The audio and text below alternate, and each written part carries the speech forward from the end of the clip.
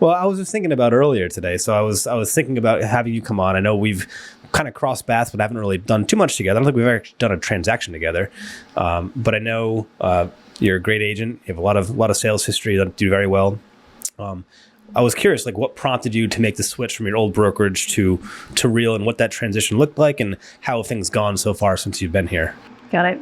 So I am very new to Real. I think it's been almost 2 weeks. Yeah. And so I made the switch from EXP. Mm-hmm. I was with EXP 2.5 years. And, I think EXP has a great model. It's actually been really interesting to see the differences between Real and EXP. And there are some pretty stark differences. I switched over primarily because I was with a team that was based out of Connecticut. And the goal was to be able to bring and start a strong team here in Rhode Island. And we had some momentum for a short time, and then my team imploded in a horribly spectacular, soul-crushing way. We all have a story like that. Yeah, sure. I don't know how else to tell it. It was a great learning opportunity, and anytime you fail at something, all you can do is what can you learn from it. Right. But it was, it happened about 6 months into the year, and the rest of my year was really tough to get through. And in trying to figure out what do I want to do moving forward, I realized I don't want to do that again. And so there wasn't a lot of momentum that I could see with EXP in Rhode Island. And I wanted to go where there was momentum. I wanted to go where there was already an established roster of agents because I just need support. I just need showing support at this point. I can't show every single buyer, every single house, especially with the way it's done in Rhode Island with almost no lock boxes. So if you're an agent in Rhode Island, you understand how challenging that is. Which, so little side tip. Let's everyone get on lock boxes. It makes everyone's life easier. It's absolutely completely absurd. Yeah, it's ridiculous. But that's very Rhode Island. We do a lot of things very strange and quirky. Backwards, but we definitely go our own way here. I feel like after COVID, the lockbox situation got worse. Because I remember before it was more common. It's so inconvenient for, if you're an agent showing multiple properties, trying to line things up, it is wildly inconvenient to not have lock boxes. And I understand that sellers want representation there. That's a whole other side topic, but I do truly believe that it's in your best interest to show your property as frequently and as most convenient as possible 100%. To buyers. And you're not doing that if you don't have a lockbox in your house. I mean, there's lots of agents that will do one open house and call for offers the next day. Yeah. And I think that's a complete disservice to sellers. Yeah. You can't tell me that you actually really marketed that property. How do you know that you found the best possible buyer for that property or the best possible terms? Right. So there's such a reluctance to change that. But I digress. Yeah, I was going to say, we can actually make that another topic some other time, because that is actually something to talk about. It gets me fired up. Yeah. I agree with you entirely. When you're working with a lot of people, it makes it very inconvenient for your schedule with buyers to do a good service to them too. So anyways, back to Real and EXP. So it was really when I saw Matt Patty post that he had joined Real, and I knew that was a big deal, and I knew he was bringing over a lot of agents. Yeah. I didn't really know anybody other than Albert from Real. There are a couple other agents that I know, but I just hadn't considered. I didn't think that I would ever leave EXP. Yeah. But given what happened last year, I was open to any sort of change. I even thought about brick and mortar. I thought maybe I'll just go over to residential properties. I've got lots of friends over there. Maybe it would just be nice to be in an office with people that I like.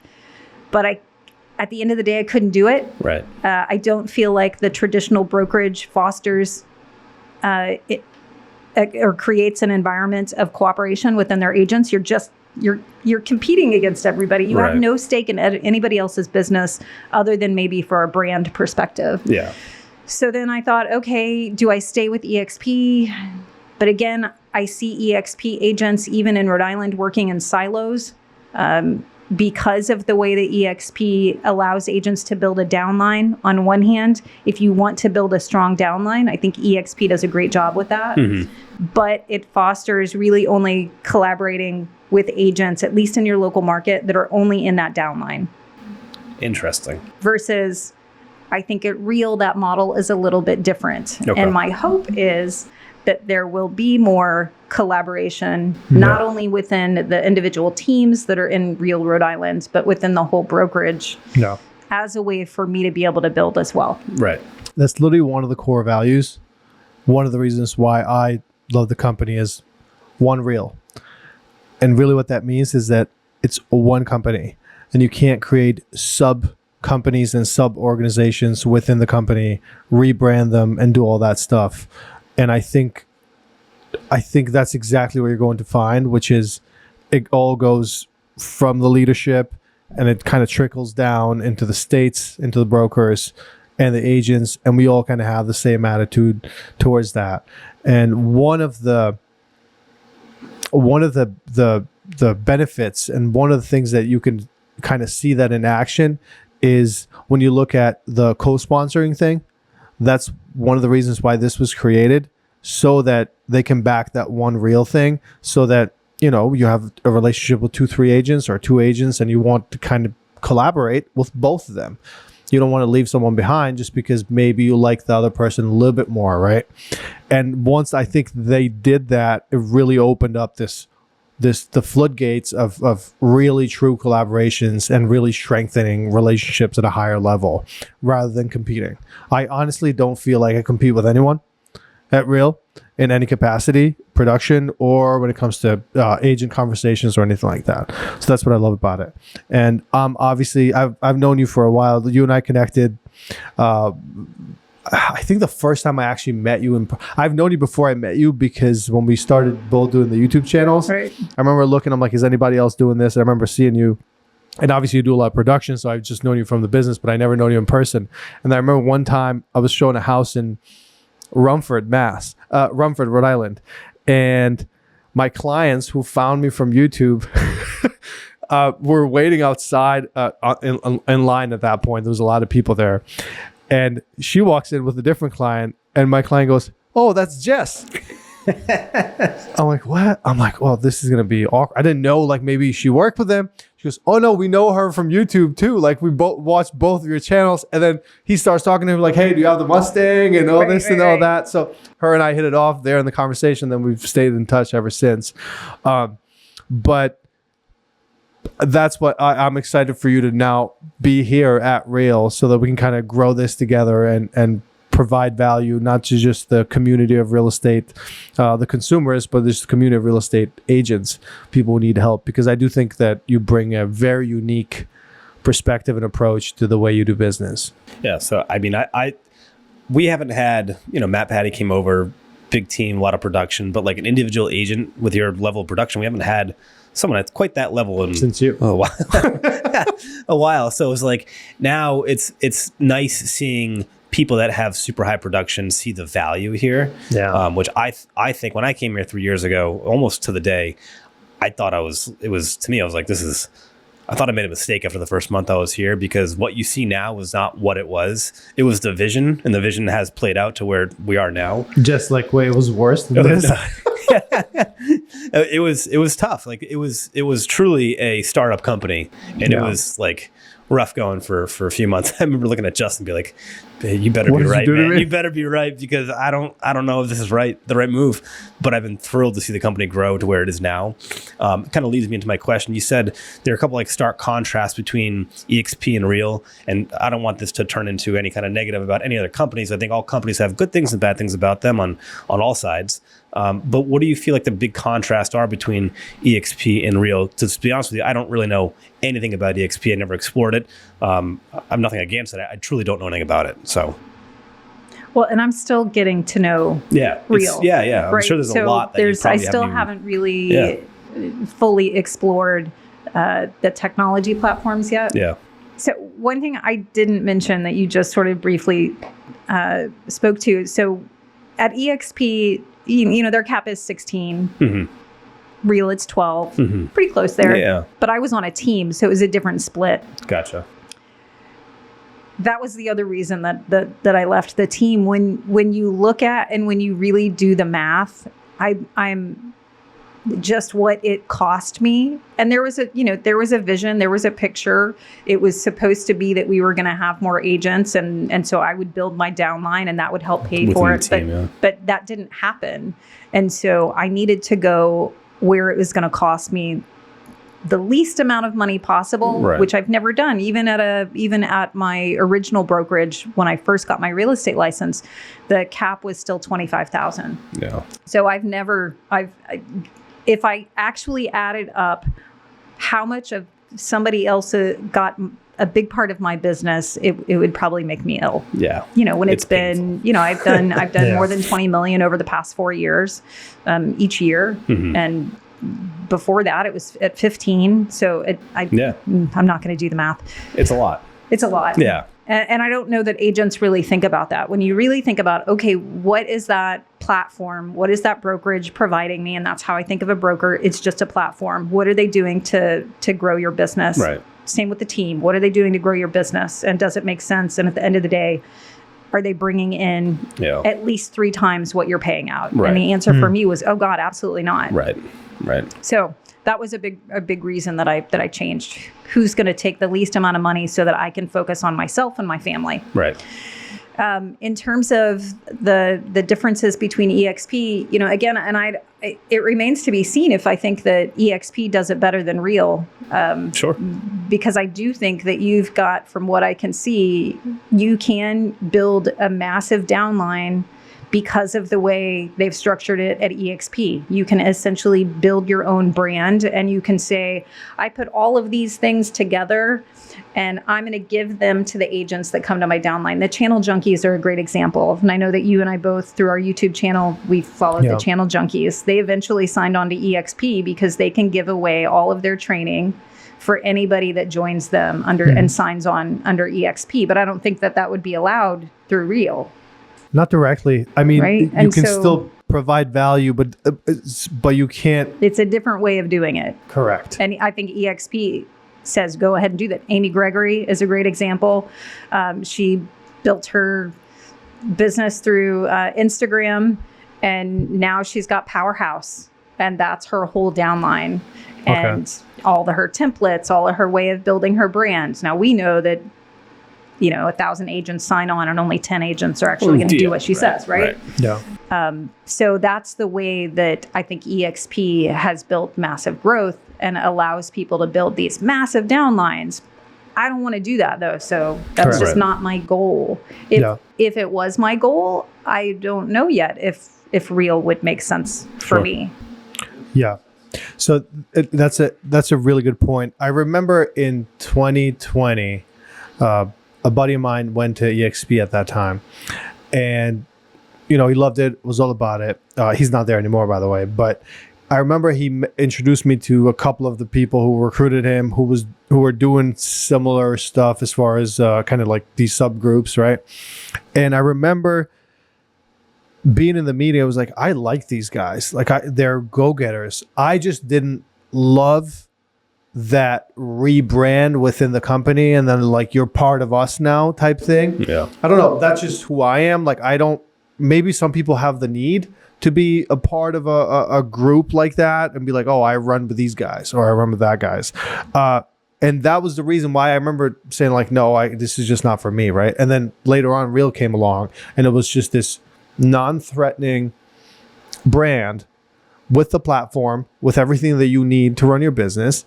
And same like you, I did not want to pay $100,000 a year to another broker because I know that's what you pay, probably more. Several years. Several years, exactly. Don't talk about it. But what I did I liked the platform, and I liked that it was just this is what the company is. You're not going to go at a event and somebody's going to start talking about if you join my downline, we're going to do this. And it's completely out of line with what the company stands for. And I love that. I thought it's kind of, to me, it's like Bitcoin. It's the code that is written in it is indestructible, right? And the reason why it is because we take care of it. It's one culture. And that's what the culture is. You can still provide value to the marketplace. You're just not going to rebrand something, because now it's just the Wild West, and this could go in any direction, right? And obviously, EXP worked and it's still working, and they're crushing, right? And the timing was like perfect for them during COVID. I remember they went from like 20,000 agents to 80,000, like a year and a half, right? Right place, right time for them. 100%. I remember even the stock was like $4, and they went to at some point it was like $95. $95. It was right. crazy. But that was for me the turnoff. And then for 2 years, I was at a regular brokerage until this opportunity came along, and I saw this opportunity. I said, okay, this makes sense. I like it. I want the community. I want the feel of, all right, like, this is what our brokerage is, and we represent this. And I know I'm ranting, but there was one agent in Massachusetts who's a big time agent.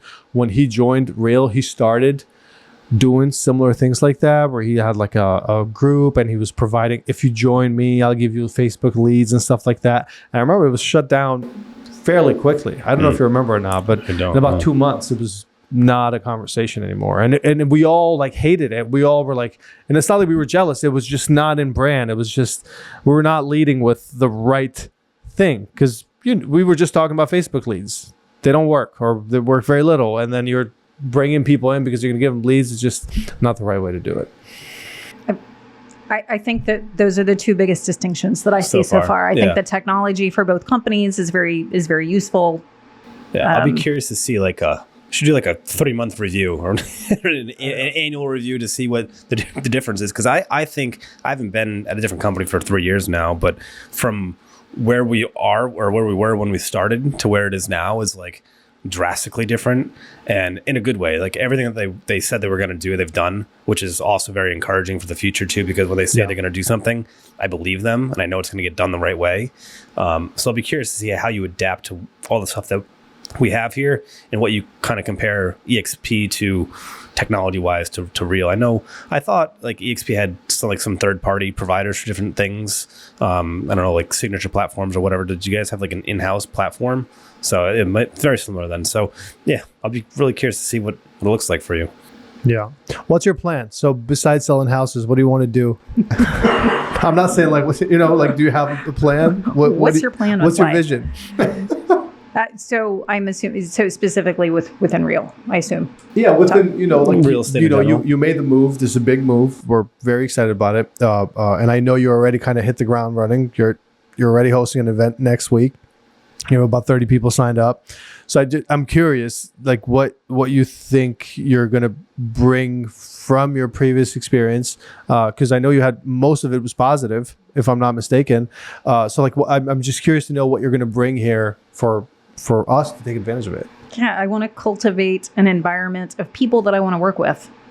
Perfect. Really, that's it. That's what's been lacking in the. Wrap this up right now. That's such like a perfect way to put it too. In the It 12 really is. years that I've been a real estate agent, I have been, other than the past 2.5 years, just working as a solo agent, doing my own thing. Yeah. And that was great. I had kids that I had to focus on. Mm-hmm.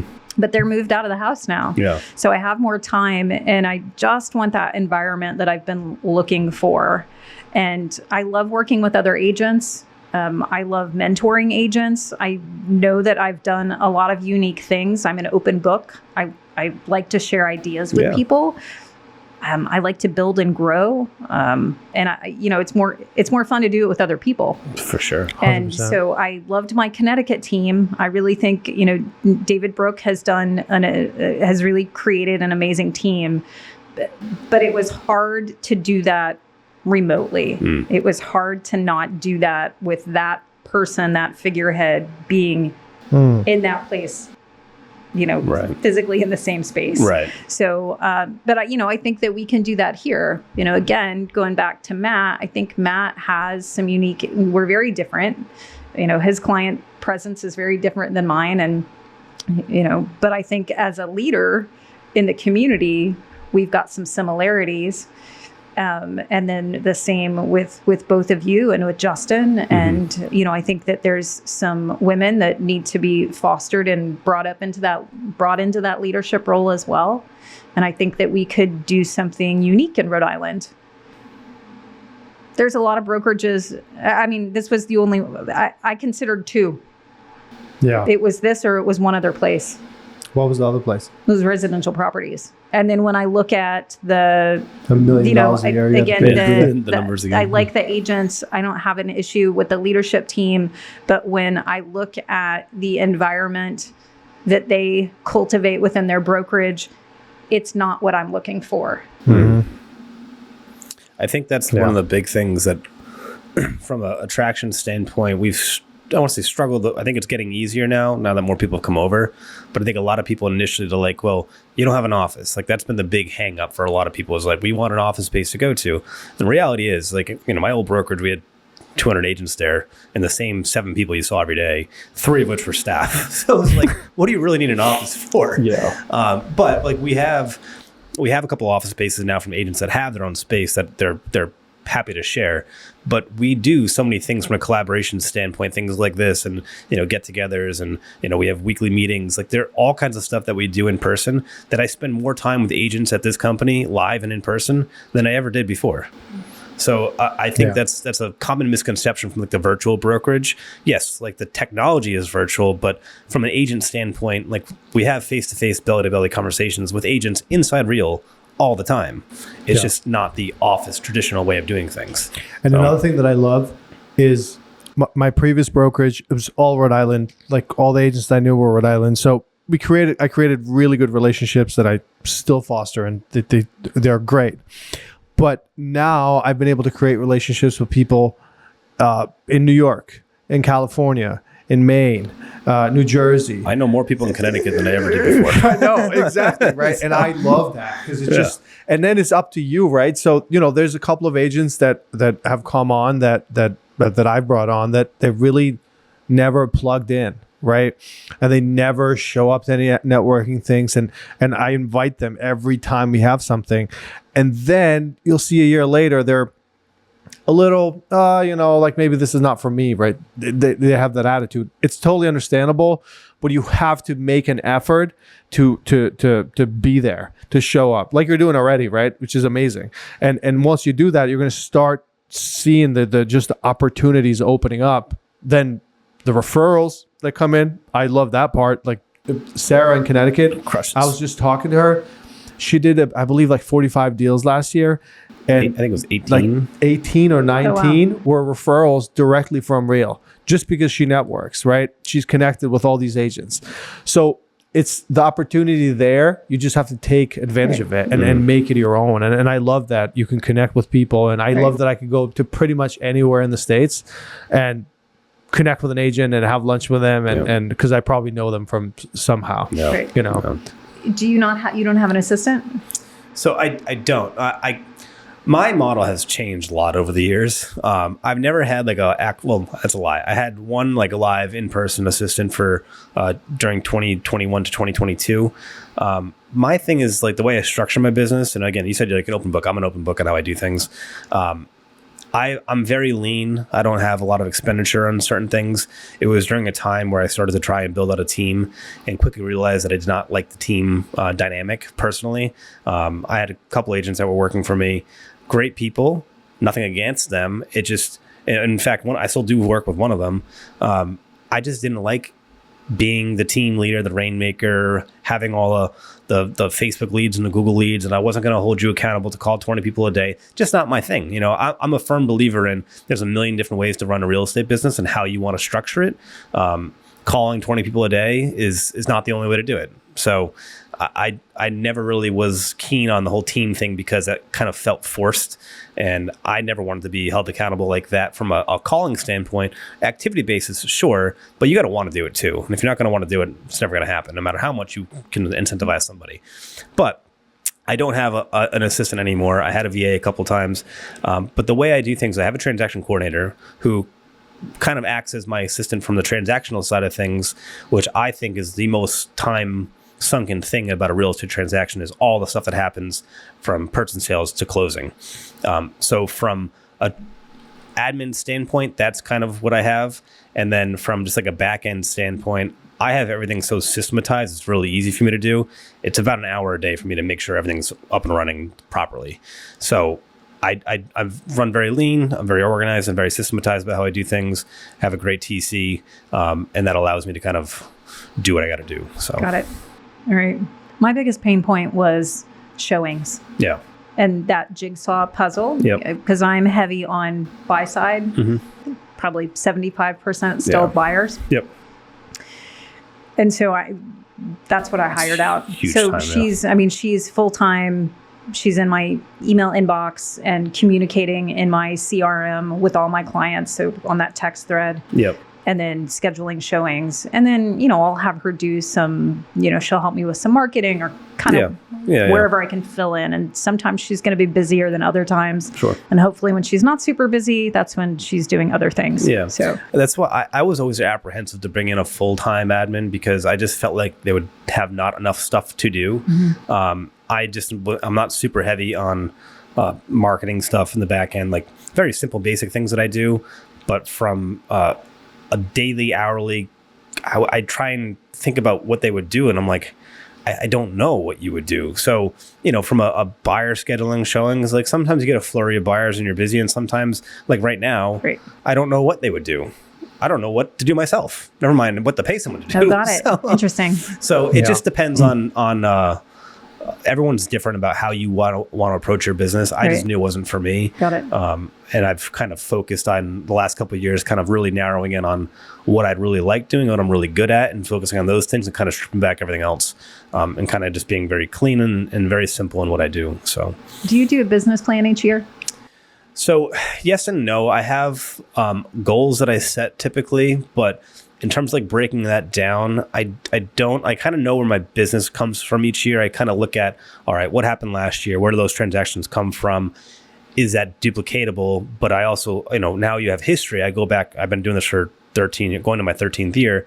So you look back at each year and say, all right, if I did 50 transactions, 30 came from my sphere, 5 came from open houses, 5 came from this. Can you do that again? And my sphere business, typically I can say yes, because I'm doing the same things with them, if not more. And then the activity stuff, open houses, Google calls, like you can track those things year by year, and you can kind of make an educated assumption as to where that is going to lead to for next year. And then you can either dial those up and add more things to it, or add in other expenditures and more marketing dollars if you want to, or just kind of stay true to where you're at. I've made a decision over the last couple of years my goal is to do 50 to 75 transactions a year. That's a great amount of business for me. It's a good income. I don't want to build out a team. I don't want to do 250 transactions. It has no interest to me. If someone comes in here and says, I'm the number one agent now, I'm like, cool, good for you. I'm happy. I don't care about doing that kind of business because it doesn't really add any more to. I enjoy the clients that I work with. I only want to work with people that want to work with me, and then it makes me want to work with them. So I just simplified everything. That's kind of my focus now, is really just simplification. That's what I'm trying to do. Yeah. Right there. So we can have, I've talked with a lot of people about this over the years, because there's so many things that you can spend money on in this business. You can literally $10 yourself to death. I've done it all. Yeah, I've done it all you too. have too. Yeah. I'm already doing it right now. I mean, we've used a lot of the similar What software. is it? There's always somebody. Real estate agents are the easiest people to sell to. Yep. We will buy anything. I always you tell say us there's a lead the or fastest way to get rich in real estate, sell something to realtors. Yeah. For 100%. Look at Follow Up Boss. They just sold for $400 million software. Yeah. But there's just so many things you can spend money on. And I find a lot of them, while I've tried a lot of them over the years, don't really add much to your business. I think you have a couple of basic softwares that are very, very simple and inexpensive to use. And as long as you do a good job for your clients, you'll never go wrong, because your clients are always going to refer you out. I always just say, love on your clients as much as you can. They take care of you, so you take care of them. And that's going to grow your business over time. How did you initially build, though? Because there's that point in which you grow, and then after you grow, if you survive, if you stay in the business long enough, if you're able to, then you can maintain that client base and do which I think is what all three of us do, is maintaining that client database. Yeah, it's the biggest how thing. Did you get there? Well, I started when I was 22. I'm 35 now, so it's all I've done since college. And when I first got started, I got my license in August of 2012. Nobody wanted to use the 22-year-old for buying or selling a house. None of my friends certainly weren't buying or selling a house. Half of them hadn't even graduated college. so I really had nothing to start with. That's when I went to YouTube and stuff, tried to see what people were doing. So it was cold calling and door knocking. I chose to kind of chase expired listings and circle prospecting. And that's what I started with to get a baseline of selling a couple houses. But what I did was anytime I sold a house, I made sure I posted it someplace, got people to leave reviews for me. And I kind of used that as proof of success. And that proof of success over the years, and then I started having friends that wanted to buy a house. And then it kind of slowly trickled up. So I kind of joke around. Some people go from 0 to 40 transactions pretty quickly. I went from 0 to 4 to 9 to 15 to 18 to 27 to 34, and then all the way up to my best year was 67 deals. But it was a slow process to get there over time of proof of success and doing the right thing for your clients, and more business comes. But it was not a quick thing. It took time. I think most realtors to succeed, it's not a quick thing. I was talking to someone who's thinking about getting into real estate, and the way he was talking about, he's like, I think every realtor wants to make $100,000, right? Yeah. I think like, it's just people in general, not just realtors. Exactly. Everyone's like the $100,000, like the big goal. Yeah. Which is a lot of money. So. It is, of course. But he's like, I just want to get there quick. I'm like, I honestly don't think real estate is the right tool for that. Do I know exactly what the right tool is? No, but I don't think you want to pick real estate because you want to get the $100,000 quick. Maybe you can, maybe you will. Maybe you're that 0.01% of the people who will, but you are most likely going to go through that. Yeah. 4 deals, 5 deals. It's a slow. An average agent only sells like 6 houses a year. Yeah. So even how less is than that. Somebody new. Yeah. And what they we don't- saw the stats this year. What were the stats? 74% sold less than Zero. one, right? Yeah, 74% sell nothing. Zero. Yeah. To be in the top percent, you need to sell top 2%. You need to sell 30 homes. Last year, if you sold 30 homes, you're in the top 2% nationwide. Right. How crazy is that, right? Yeah. But a lot of agents want to get there, and people don't realize that this is a slow. You have to marinate the business, and you have to become a trustworthy name very slowly, where people are going to feel comfortable first off to work with you, and then even more to refer their friend or their mom or their brother or sister to work. And that just, it's literally time. You can do a great job, but it's time. And then, when you go on YouTube or whatever, everybody is trying to sell you something. So of course they're going to get the person be like, oh, in this first year he sold 300 homes. You're like, and I bought into that. I'm like, oh, I'm going to sell 50 homes first year. I'm like, this is impossible. I can't do that. I think I tell people all the time, I have a lot of meetings with new agents. I have one at 4:00 today, newly licensed, but he's got a 30-year sales history in corporate world. And I'm like, corporate selling versus, selling housing to people is 2 very different things. But I said, what transpires over from or transfers from a skill set standpoint from corporate to that is that you have the work ethic to show up every day to get things done. I said, you just got to look at it in a different lens. He said, you already know so many people from work and your personal life friends that you can kind of tap into. That is your baseline to get going. But not all those people are going to look to be moving day one, but you have to be in front of them somehow without being in front of them asking about real estate all the time. So I used to watch, what else was Mike Ferry? Someone, I don't know, the exact one was like every quarter you want to call them, touch base with them. I said, if someone called me every quarter, I would literally hang up on you and block your number until you don't call me anymore. Or if I call one of my friends, they're going to hang up on me and text me, like, what do you want? Why are you calling? I say, like I tell people, you have to communicate with people how they want to be communicated with. Is not really important. But also, they need to know that you're in real estate without you pestering them about real estate. They know that you do that, but be a friend to them first. And then when something happens where they know somebody that needs to move or they need to move, they're probably more likely to refer you business than, if you call them, hey, who do you know looking to buy or sell real estate? Like, nobody wants to hear that. It's cringe. It's outdated. It's super cringy. Hey, I got outdated. a question for you, both of you. Do you feel like you got paid more this year as a result of the commission changes, or do you feel like you got paid less? Good question. We've been talking about that. Yeah, we've been talking about that. And I think I've gotten definitely paid more. I haven't got paid any less on any deal. I haven't. I know you can talk about your situation that you had, but I haven't had any issues getting compensation. And in fact, more often, I don't say more often than not, but there have been instances where I've gotten paid more from the compensation issue or question, I guess you should say. So I was very apprehensive and very against it. We had many conversations about it prior to going into effect. I thought it was going to affect things a lot more than it has. I think my fear is when it becomes a super, super heavy seller's market with 15 offers again, that's when it's going to become a bigger problem, because you're going to have some agents that don't do 40, 50 deals a year, that do 1 or 2 or 3, and they say, I'll do it for $3,000.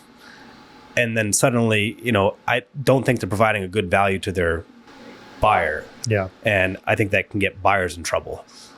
So the cost that we charge is worthwhile for the right agent that does a good job. I think it becomes a problem when someone undercuts just to make a couple $1,000s. I don't think that's the right thing to do, and I don't think they're a very valuable agent for their client. But that's... Yeah, same thing. I made slightly more on average per deal this year than I did last year. Well, 23 than 24. But I had one situation that I was definitely tested where I kind of didn't have the answer. Made an offer on the property, good price, $650. I want to say $700,000. And the agent calls me and he goes, hey, my seller doesn't want to pay commission. So your buyers have to bring your entire commission to the closing. And I was like, and he's like, he's not interested in negotiating up or down. He does not want to pay it. He's apparently has believed that that was not fair way before this became a thing, right? And I had to call my clients and just tell them, hey, like, you're going to have to pay my commission. But I was willing and fully ready to say, you know what? Don't worry about it. Will you take care of me at some point, somehow? Maybe send me another referral. Because it was just a really strange situation, uncharted territory. I did not know how to handle it. But I told him and I said, I want you to know, feel no pressure to pay me. It's fine. This is new for me as it is for you, for all of us. And this was probably like a month after the thing went into effect. And right away they said, no problem. Like, we're going to bring you the whole commission. I said, even I'll take 1%, whatever. Like, no, we're going to bring you the whole commission. So that was like the only situation where I had to face this. Looking back, I could have done things differently earlier in the beginning. Entirely I could have, when I showed the house, talked to the agent before we made an offer, say, hey, are you paying a commission? So I could have known these facts. I just assumed I'm going to ask for the commission. I'm going to get it back. So it was a challenging, awkward, very, very awkward conversation. Probably the most awkward conversation I've had with a client. But got paid. Overall, it was fine. No. So I know you turned this podcast on us right now. You've been asking us questions for the last 20 minutes, but I wanted to ask you. It's fun to sit and actually have people to talk to. Yeah, right? it is, right? Yeah, we're all working from home. We'll be here next Wednesday too. We don't need Justin anymore. This is a much better podcast without Justin. It's like the more balanced. This is actually like way more informative too. Yes. Usually, I mean, Justin brings no value to this podcast. Literally. You're hosting an event next week, right? Yep. All right. So it's Woman of Real. Are only agents from Real invited right now? Yes. Okay. Why did you decide to go that route? Just kind of wanted to introduce yourself to everyone, meet everyone, or? Yeah, I just want a chance to find out who's part of this, because I know there's lots of new faces. So I want to get a chance. And, listen, it's a little bit different when there's just women in the room versus when there's, a whole crowd, or when there's a couple guys in a room. It's just a different vibe. And I'm happy to collaborate with anybody, but I love in particular to be able to build strong female partnerships. Sure. And so spending a little bit of extra time focusing on that. So yeah, I also wanted to bring in Rachel McNally and Jen Valle and Catherine Berryman are co-hosting with me. Cool. Because I also knew, hey, they already know other people, so let's co-host this together. Mm-hmm. I'm doing most of the heavy lifting, but had a meeting with them. Here's my vision. Here's what I would like to do, and here's why. And they were like, "That sounds great. We're in." And so we have 30 signed up so far. When I pulled the whole roster of Real agents, there's I think 74 women. So it's actually kind of half and half. That's amazing. That's right? more than it's kind of interesting. Yeah, it's like half and half. That's fantastic. And I don't know very many of them. So have this event from 6 to 8. We're doing I got a photographer that's doing some pretty cheap headshots, and I got a lender that's willing to pay for those.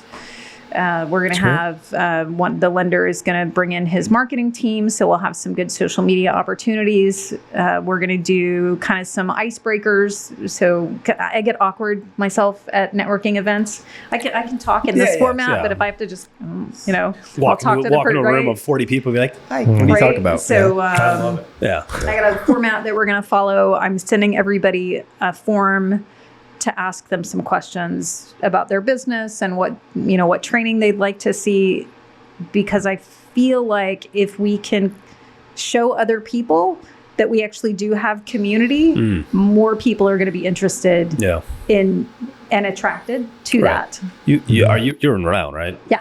I feel like this is the Rhode Island version of Sarah Tufano. This is amazing. I love it. This is amazing. Someone that's organized, really high producer, wants to put on events. This is fantastic. This is great. Fantastic. This is great. Well, I want to do this one. Awesome. And I'm hoping that at least a few of the women that come that will say, "Hey, this is great. We should do this more often." And then I'd love to open it up to other agents, because again, I think that fits with our model, and that's why I'm into the attracting model. But then I think that there's also other opportunities for us to do trainings and forming those relationships. For sure. I mean, I'm sure you guys are the same.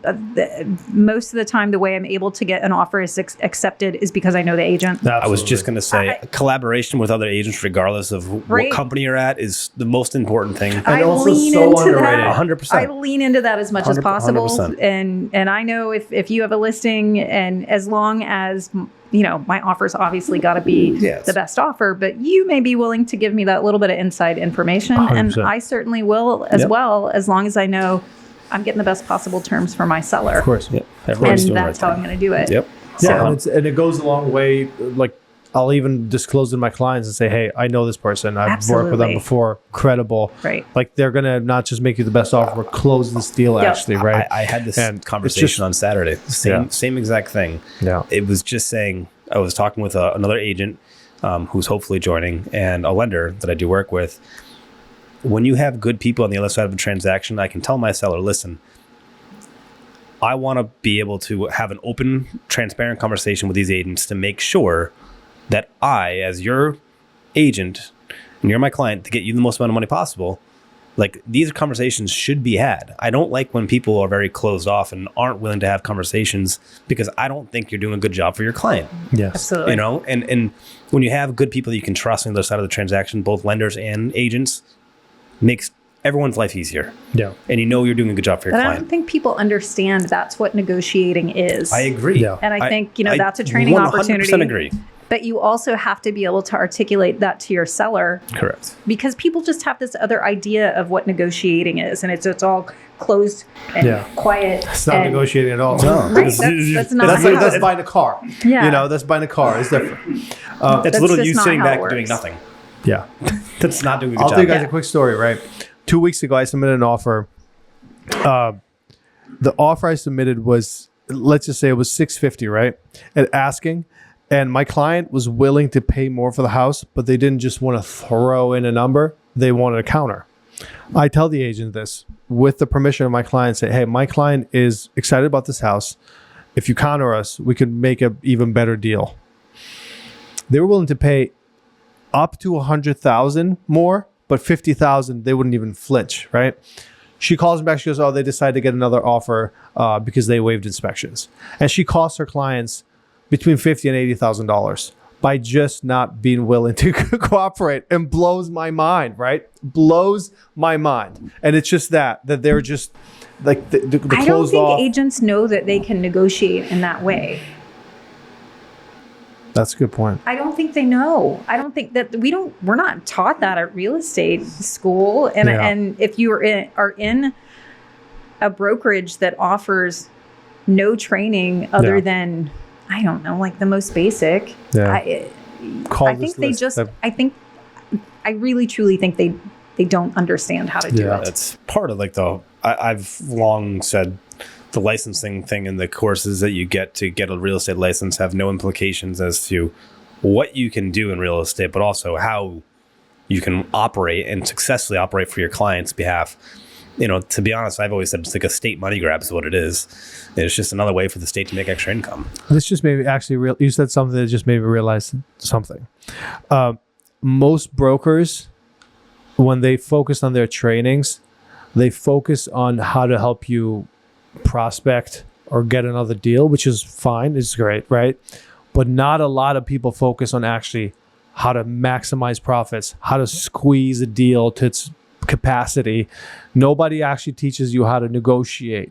And it's such a lack in the marketplace when you realize it, because a lot of people know how to prospect or how to post on social media. And even all the training is that, right? But when it comes to negotiating, I don't know. I've learned this from other sources. I've never taken a broker directed class on how to negotiate best with your client, right? To maximize profits. Yeah, I mean, deal doctoring can be so important to figure out how to get the transaction A, accepted, and B, to closing. Like, you got to understand the nuances of real estate transaction at a high level to make sure that every possible scenario you can figure out how to get the most for your client or the best deal for your buyer. And also making sure you're still getting to closing, because there's so many things that can come up. And if you don't know how to deal doctor and maneuver around the transaction, you're out and you're not going to do very good. And I think that's a key characteristic of really high producing agents. You understand those transactions very, very well to make sure that you're getting them complete and your clients are happy. So I think there's a big downfall. A lot of agents don't know how to do that. This was the type of information that agents were putting out in social media, other than just sold, just listed. Yeah. Because then buyers would understand and sellers would understand the questions that they need to be asking. Because they don't ask the right questions. It's education. Sellers just want to hear, I'm going to get you the most amount of money, and they've got a dollar in mind, and that's the dollar. And the agent that tells them they're going to get this dollar, or maybe they've got a nice looking sign, but they don't ask, how do you negotiate for me in a highest and best offer situation? Show me how you keep things organized. Show me what you're actually going to do. Yep. They just don't do it. It's your job as an agent to educate, A, your clients and how you're going to do those things, but B, sometimes you got to educate the other agent, unfortunately. So I think there needs to be more collaboration and conversations and training around that, because I think that's a big issue where people lack. For sure. Well, I think that's a wrap. Yeah. Right. That was great. Jess, welcome to Real. Thank more you. time. Yeah, welcome aboard. We're very excited to have you here, and I think we're going to crush I'm real 25. excited. Yeah. I think with the addition of you over here is going to be a really, I think seeing really good high producing people like you come over is going to be eye opening for a lot of people, because I think people see if she's going there or they're going there, there's got to be opportunity, and there is opportunity, and you're going to see that, I think. So I'm excited to have you aboard. Also, where did you get this hoodie from? Do you go on our back and go to Reason and go to the marketing platform? Can you There's send me the link? stuff. Send me the link with the shoes and the hoodie. Yeah, I will. Can you combine it? Is that just compressed by now? There's a lot more fashion talk than I thought would be part of this conversation. Every time. We talk about shoes every time. You should see this kid looks like a GQ model walking in half the time.